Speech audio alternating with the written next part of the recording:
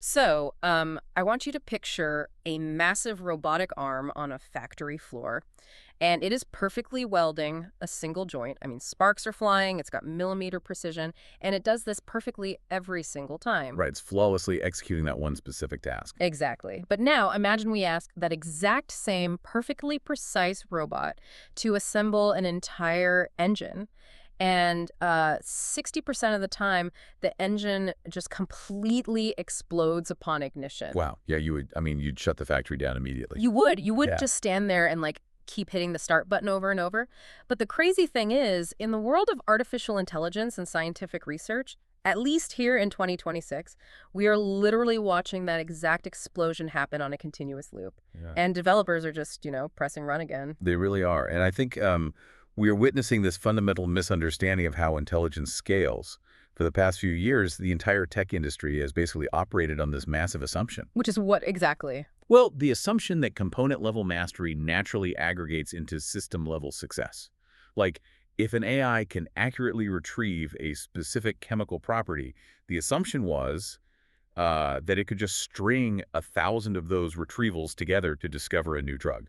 Right, like adding up a bunch of small wins automatically equals a big win. Exactly. But the data we are looking at today, it just shatters that assumption completely. And that is exactly the lens we are looking through for today's deep dive. We are putting on our hard hats and stepping right onto that factory floor with you. For this session, we are acting as your research systems architects and verification leads. That's right. Our mission today is to take a really unsparing magnifying glass look at the scientific method as an AI pipeline.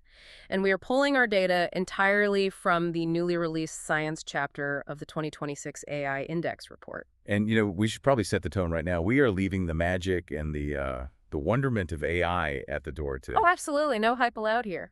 Right, because there is just an overwhelming amount of breathless hype out there right now. You hear about multi-agent systems supposedly curing rare diseases overnight or autonomously solving complex physics problems. It's everywhere. It is. But as architects, we do not care about the hype. We care about the bottlenecks.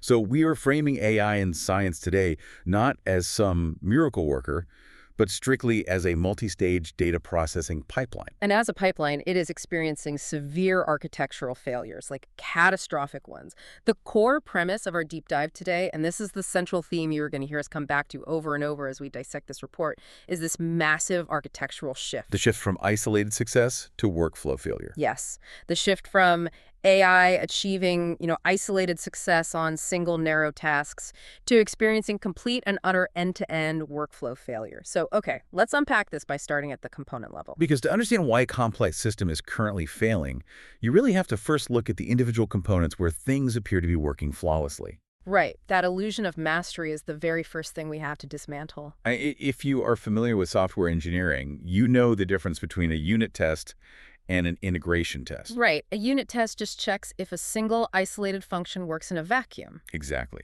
And then an integration test checks if all those separate functions can actually talk to each other without crashing the entire program. So in the AI science pipeline, the unit tests are these benchmarks, like a ChemBench. Yeah, ChemBench, which is a massive evaluation framework. It features over 2,700 distinct chemistry questions. And the 2026 data shows something that looks remarkable on the surface, right? The best frontier AI models actually outperform human expert chemists on average across these questions. They do. And if you just read the headline, or if you are an executive making funding decisions based on a slide deck, you would look at that and think, wow, the AI has functionally mastered chemistry. But it hasn't. No, it hasn't. And what's fascinating here is what that performance actually represents underneath the hood, mechanically speaking. Right. What is it actually doing when it answers those questions? When a large language model aces ChemBench, it is fundamentally just performing high-dimensional static knowledge retrieval. These frontier models, they have ingested every digitized chemistry textbook, every public patent, every peer-reviewed paper in existence. Just a massive amount of data. A staggering amount. And they map all of that text into a massive mathematical space. So when you prompt the model with a specific isolated question about, say, the properties of a specific molecule. It just traverses that space. Exactly. Traverses that mathematical space and retrieves the statistically correct token sequence to answer it. It is acting like a flawless, infinitely searchable database. So it passes the unit test with flying colors. Right. But the report explicitly notes a glaring contradiction here. Yeah, I wanted to bring this up because while these models surpass human expert averages on those 2,700 advanced questions, they simultaneously struggle with really basic foundational chemistry tasks. Yep. If you just tweak the phrasing or ask them to predict a novel physical interaction, they fall apart. Right. And I look at that and think, how is it technically possible to beat a PhD on an advanced synthesis question, but then fail a basic undergraduate spatial reasoning task? Well, it really comes down to the difference between statistical prediction and actual physical world modeling. The model does not possess a mental representation of molecular reality. It doesn't actually know what a molecule is. No, not at all. A human chemist intuitively understands the physical constraints of the 3D space a molecule occupies.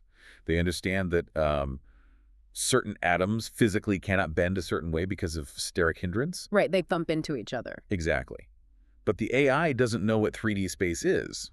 It only knows that the word benzene is frequently associated with certain other words in its training data. It's just predicting the next most likely text token. That's it. It is profound brittleness masquerading as mastery. Which perfectly sets up our robotic arm analogy from earlier.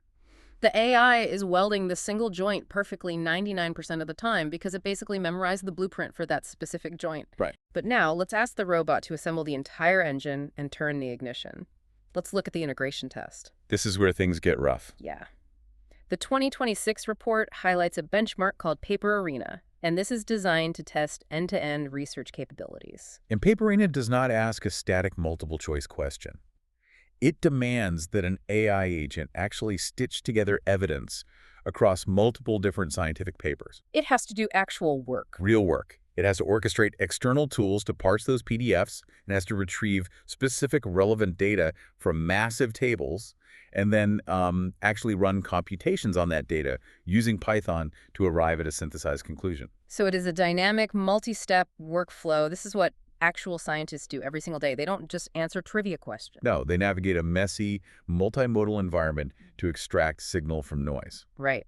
And here are the hard metrics. And honestly, if you take away one set of numbers from this entire deep dive, let it be these. Pay attention to this part. On Paper Arena, the human baseline, specifically we are talking about PhD experts operating in their domain, is an 83.5% accuracy rate. So they get the complex workflow, right? The vast majority of the time. Exactly, 83.5%. But the absolute best AI agent available in 2026, which the report identifies as Gemini 2.5 Pro, running in a highly optimized multi-agent configuration, achieves only a 38.8% accuracy. And we really need to contextualize that.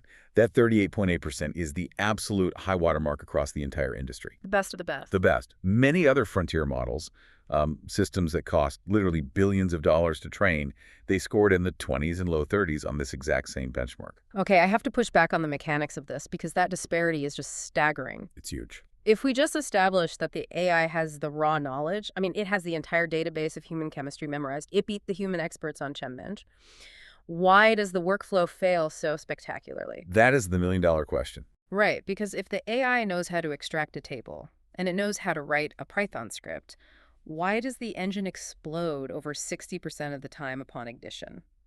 Where exactly is the chain breaking? The chain breaks at the orchestration layer. Having raw knowledge in an embedding space is entirely different from managing the state of a complex workflow over time. State management. Exactly. Yeah. If we connect this to the bigger picture of systems architecture, complex workflows require dynamic state management. Think about a brilliant chef who suffers from severe short-term amnesia every 5 minutes. Oh, that's a great analogy. The chef knows exactly how to chop an onion. That's the isolated success we talked about. But because they forget why they chopped the onion in the context of the larger recipe. Which is the state management failure. Right. They end up putting the raw onion into a chocolate cake instead of a savory soup. So the AI agent literally loses the plot. It literally does. When a human PhD reads a paper, realizes the methodology in Table 3 is fundamentally flawed, and pivots to search for a supplementary data set, they are managing their own internal state. Right, they are adapting on the fly. Yes. They are maintaining a hierarchy of goals. They remember what they did 5 minutes ago, why they did it, and how it impacts the goal they want to achieve an hour from now. And the models can't do that. Large language models, even those wrapped in these sophisticated agentic loops, struggle deeply to maintain that long horizon coherence within their context windows. Because it just gets too crowded in there. Exactly. As the Yeah. context window fills up with parsed PDFs, Python error logs, intermediate reasoning steps, the attention mechanism of the transformer model begins to degrade. It loses focus on the primary objective. And it's not just a cognitive degradation, right? It's a mathematical certainty based on compounding errors. The math is brutal here. Let's visualize a 5-step research pipeline.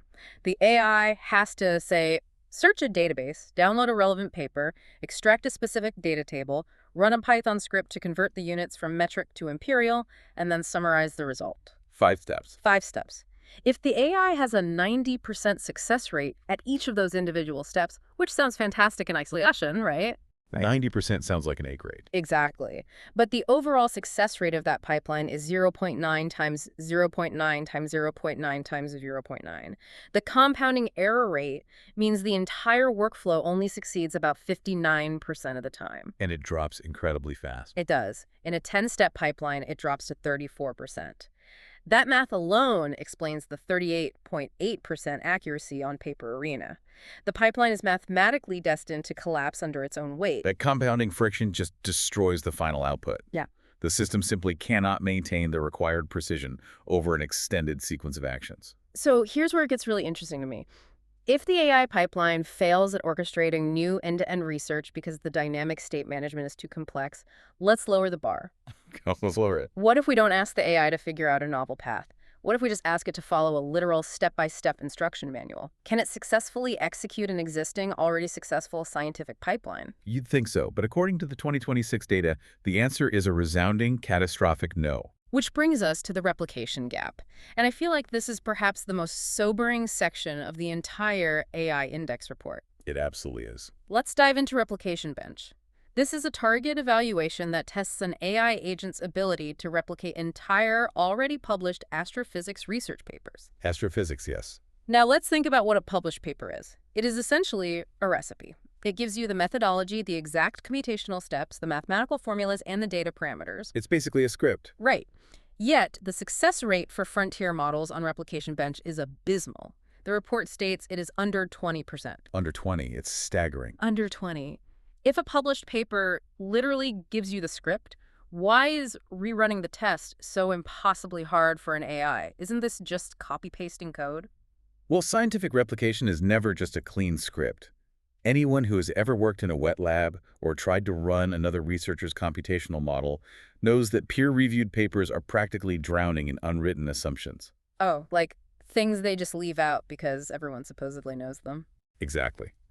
A human author assumes the reader knows to clean the data set a certain way, or they assume the reader knows which specific, completely undocumented version of a software library they used. Oh, version control is a nightmare. It is. Human researchers utilize tacit knowledge to bridge those gaps. LLM agents do not have tacit knowledge. They only have explicit instructions. So they hit a missing step and just freeze. Pretty much. But even beyond the unwritten assumptions, we are looking at severe technical bottlenecks at the execution layer.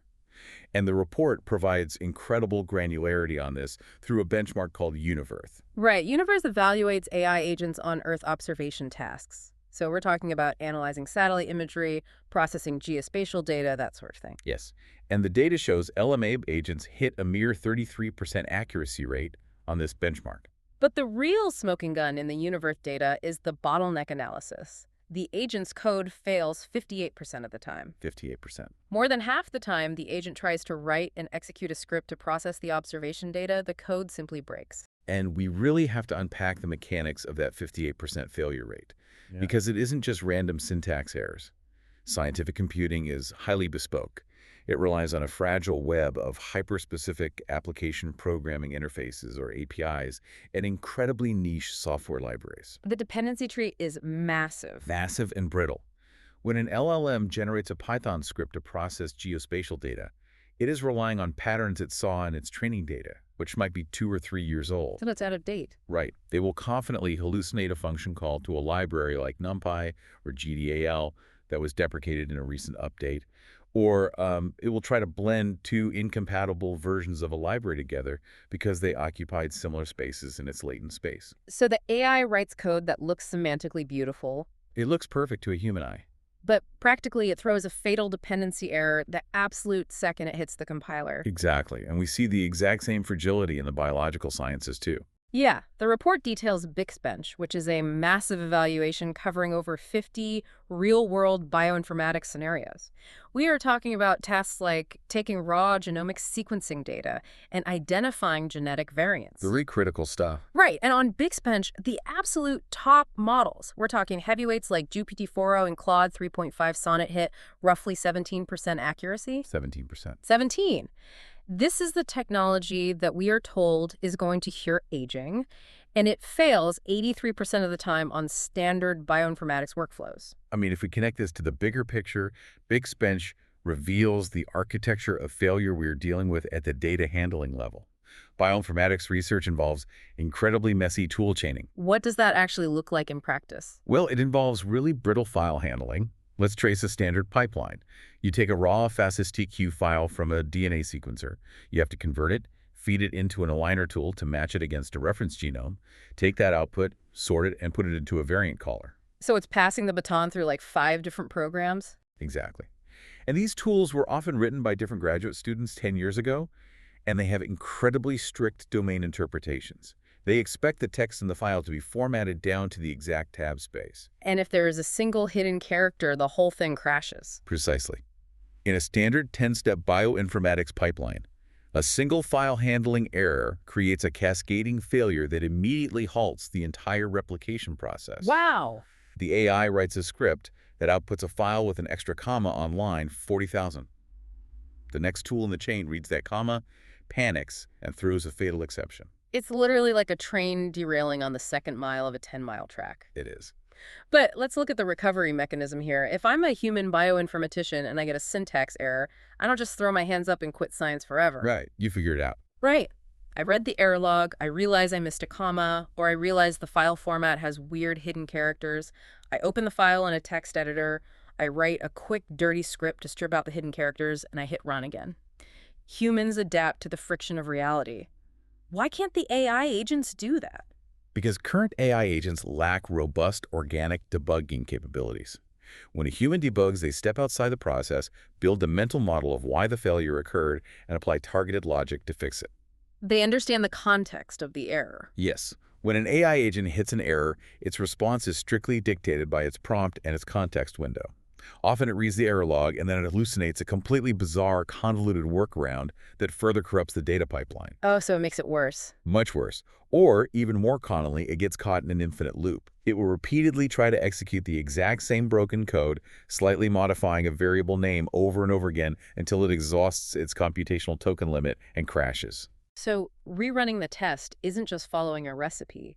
It is a process of constant organic intervention when the computational ingredients behave unpredictably. That's a great way to put it. And the agents simply do not have the architecture to perform that intervention yet. So let's summarize the diagnostic picture so far. We've established that the AI pipeline fails at complex multi-step integration because of state management breakdown. Right, the 38.8% on Paperina. Exactly. And it fails at basic replication of known scripts because of code hallucination and file handling brittleness. The 17% on Bixbench. Right. So the reliability metrics are sitting in the basement. But despite these glaring pipeline failures, the 2026 AI Index report shows that developers are recklessly pushing forward into fully autonomous discovery. Which is just wild to me. It's the equivalent of saying, our robot can't follow a basic instruction manual without crashing, so let's just let it design its own car from scratch, unsupervised. It is a remarkable and, frankly, alarming pivot in the industry, because developers realize that a single large language model cannot overcome these reliability gaps. We are seeing a massive push toward agentic systems. The multi-agent frameworks. Yes. In 2025 and throughout 2026, there was an explosive rise in multi-agent frameworks. The thesis is that if one model can't do it all, maybe we can simulate an entire research laboratory. The report details several of these systems, and I want to walk through them because their architecture is fascinating, even if the premise is flawed. Yeah, let's look at the specifics. Take Google's AI co-scientist. This system uses a generate debate evolve loop. You don't just have one AI prompting itself. You have a generator agent proposing novel hypotheses based on the literature. Okay. Then you have a separate critique agent whose entire job is to attack those hypotheses and find flaws. Then a third agent refines the idea based on the debate. It's attempting to automate the peer review process within the latent space of the models before anything is even tested in reality. Right. And then you have Sakana's AI Scientist V2. This system made massive headlines because it produced the first fully AI-generated paper that was actually accepted at a human peer-reviewed workshop, specifically the ICLR conference. I remember that. Yeah, the AI generated the code, ran the simulated experiments, generated the graphs, and wrote the academic paper completely autonomously without using human-coded templates. And we must also look at Cosmos. The report highlights Cosmos as a prime example of computational endurance. Cosmos is intense. It really is. Cosmos is an agentic framework that can run for 12 hours straight.